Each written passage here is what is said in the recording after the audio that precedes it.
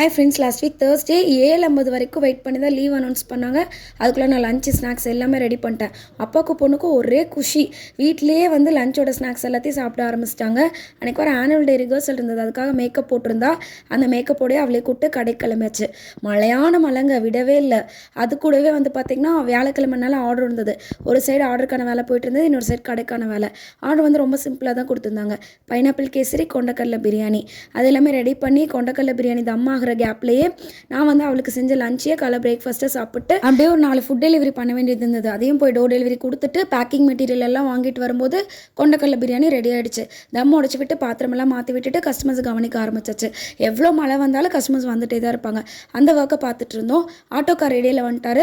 ஆட்டோவில் வந்து ஆர்டருக்கான ஐட்டம்ஸ் எல்லாம் ஏற்றி விட்டுட்டு நாங்கள் வந்து கடைசியாக ஈவினிங் 5 o'clock வரைக்கும் மழை பெஞ்சிட்டே தான் இருந்தது. அப்படியே வந்து மழையோட வேலை பழகிட்டோம். இப்போ வந்து எங்களுக்கு அது ஒரு பெரிய விஷயமாவே தெரியல.